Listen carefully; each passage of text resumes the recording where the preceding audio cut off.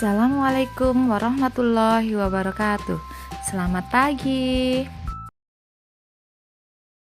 Pada pertemuan kali ini, kita akan belajar IPS tentang kondisi alam Indonesia. Kondisi alam Indonesia dapat dikelompokkan menjadi dua bagian, yaitu keadaan fisik wilayah serta keadaan flora dan fauna. Keadaan fisik suatu wilayah dapat dikenali dari keadaan geologi, bentuk muka bumi, dan iklim. Sementara keadaan flora dan fauna menyangkut jenis keberagaman dan kesebarannya. Keadaan geologi Indonesia. Indonesia terletak pada pertemuan tiga lempeng tektonik besar, yaitu lempeng Indo-Australia, Eurasia, dan lempeng Pasifik. Lempeng Indo-Australia bertumpukan dengan lempeng Eurasia di lepas pantai Sumatera, Jawa, dan Nusa Tenggara. Sedangkan lempeng Pasifik bertumpukan dengan Eurasia di utara Papua dan Maluku Utara. Tumpukan lempeng tersebut kemudian membentuk rangkaian pegunungan yang sebagian menjadi gunung api di sepanjang Pulau Sumatera, Jawa, dan Nusa Tenggara. Indonesia juga dilalui oleh dua rangkaian pegunungan besar dunia, yaitu Sirkum Mediterania dan Sirkum Pasifik. Keadaan ini menyebabkan wilayah barat Indonesia memiliki banyak gunung api aktif, sedangkan wilayah timur Indonesia kebanyakan memiliki gunung api yang sudah tidak aktif lagi, karena terdiri atas pegunungan yang sudah tua.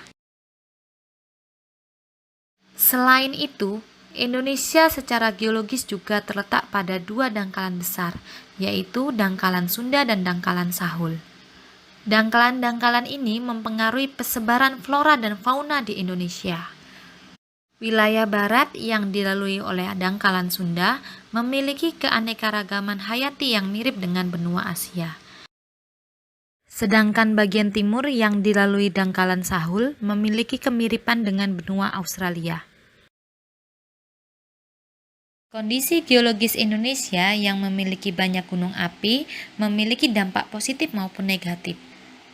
Selain menyebabkan tanah di Indonesia memiliki tingkat kesuburan yang tinggi, hal ini menyebabkan sering terjadinya bencana alam yang disebabkan oleh peristiwa vulkanik, misalnya gempa bumi, letusan gunung api, serta tsunami.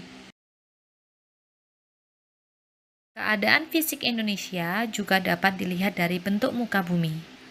Jumlah pulau di Indonesia mencapai 13.466 buah. Sedangkan luas wilayah Indonesia mencapai 5.180.053 km persegi yang terdiri atas daratan seluas 1.922.570 km persegi dan lautan seluas 3.257.483 km persegi. Ini berarti wilayah lautannya lebih luas dari wilayah daratannya. Pulau-pulau di Indonesia memiliki keragaman bentuk muka bumi. Bentuk muka bumi di Indonesia dapat dibedakan menjadi dataran rendah, dataran tinggi, bukit, gunung, dan pegunungan. Perhatikan peta fisiografi Indonesia berikut. Dari peta tersebut, kita dapat mengetahui bentuk muka bumi Indonesia mulai dari dataran rendah sampai pegunungan. Simbol berwarna kuning menunjukkan dataran rendah, warna hijau menunjukkan daerah perbukitan, warna oranye menunjukkan dataran tinggi, dan warna coklat menunjukkan pegunungan. Keadaan fisik Indonesia juga dapat dilihat dari kondisi iklim Indonesia. Indonesia berada di wilayah yang beriklim tropis. Ciri iklim tropis adalah suhu udara yang tinggi sepanjang tahun, yaitu sekitar 27 derajat Celcius. Di daerah iklim tropis, tidak ada perbedaan yang jauh antara suhu pada musim hujan dan musim kemarau. Secara umum, keadaan iklim di Indonesia dipengaruhi oleh tiga jenis iklim, yaitu iklim musim, yang dipengaruhi oleh angin musim yang berubah-ubah setiap periode tertentu. Yang kedua, iklim tropis, yang terjadi karena Indonesia berada di daerah tropis. Yang ketiga, iklim laut, yang terjadi karena Indonesia memiliki wilayah laut yang luas. Perubahan musim di Indonesia dipengaruhi oleh pergerakan angin muson. Ada dua jenis angin muson, yaitu angin muson timur dan angin muson barat. Angin muson timur adalah angin yang bertiup pada bulan Mei sampai dengan September yang bergerak dari benua Australia ke benua Asia yang menyebabkan musim kemarau di Indonesia.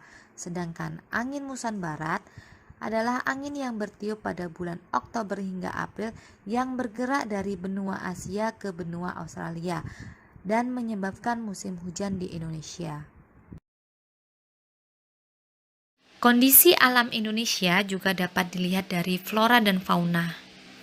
Indonesia memiliki keanekaragaman flora dan fauna yang sangat besar. Bahkan, keanekaragaman hayati Indonesia termasuk 3 besar di dunia, bersama dengan Brazil di Amerika Selatan dan Zaire di Afrika. Persebaran flora di Indonesia. Flora di Indonesia ternyata dapat dibedakan menjadi dua kelompok, yaitu Indo-Malayan dan Indo-Australian. Kelompok Indo-Malayan meliputi kawasan Indonesia Barat. Pulau-pulau yang masuk ke dalam kelompok ini adalah Sumatera, Kalimantan, Jawa, dan Bali.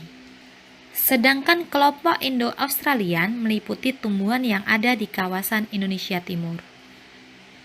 Pulau-pulau yang termasuk dalam kawasan ini adalah Sulawesi, Nusa Tenggara, Maluku, dan Papua.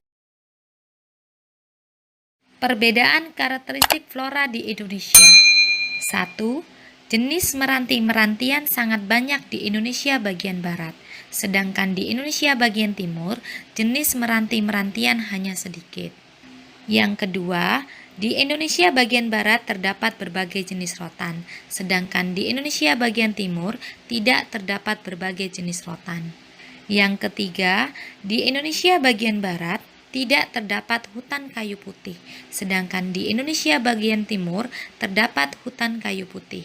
Yang keempat, di Indonesia bagian barat jenis tumbuhan matoa sedikit, sedangkan di Indonesia bagian timur terdapat berbagai jenis tumbuhan matoa, khususnya di Papua. Yang kelima, di Indonesia bagian barat jenis tumbuhan sagu sedikit, sedangkan di Indonesia bagian timur banyak terdapat tumbuhan sagu. Dan yang keenam, di Indonesia bagian barat terdapat berbagai jenis nangka, sedangkan di Indonesia bagian timur tidak terdapat jenis nangka. Sebaran fauna di Indonesia. Fauna Indonesia dapat dikelompokkan menjadi 3 corak yang berbeda, yaitu fauna bagian barat, fauna bagian tengah, dan fauna bagian timur. Fauna bagian barat memiliki ciri atau tipe seperti halnya fauna Asia, sehingga disebut tipe Asiatis. Fauna bagian timur memiliki ciri atau tipe yang mirip dengan fauna yang hidup di benua Australia, sehingga disebut tipe Australis. Fauna bagian tengah merupakan fauna peralihan yang ciri atau tipenya berbeda dengan fauna Asiatis maupun Australis. Fauna tipe ini memiliki ciri tersendiri yang tidak ditemukan di tempat lainnya di Indonesia. Fauna tipe ini disebut fauna endemis. Garis yang memisahkan fauna Indonesia bagian barat dengan tengah dinamakan garis Wallace, sedangkan garis yang memisahkan fauna Indonesia bagian tengah dan timur dinamakan garis Weber. Fauna Indonesia bagian barat atau tipe Asiatis mencakup wilayah Sumatera, Jawa, Bali, dan Kalimantan. Mamalia berukuran besar banyak ditemui di wilayah ini seperti gajah, macan, tapir, badak becula 1, banteng, kerbau, rusa, babi hutan, orang hutan, monyet, bekantan, dan lain-lain. Selain mamalia, di wilayah ini banyak juga ditemui reptil seperti ular, buaya, tokek, kadal, biawak, bunglon, kura-kura, dan terenggiling. Berbagai jenis burung yang dapat ditemui diantaranya burung hantu, gagak, jalak, elang, merak, kutilang, dan berbagai jenis macam unggas. Fauna Indonesia Tengah atau tipe peralihan. Wilayah fauna Indonesia Tengah mencakup Sulawesi, Maluku, Timor, dan Nusa Tenggara serta sejumlah pulau kecil di sekitar pulau tersebut. Fauna yang terdapat di wilayah ini antara lain babi rusa, anoa, ikan duyung, kuskus, monyet hitam, kuda, sapi, monyet saba, beruang, tarsius, dan banteng.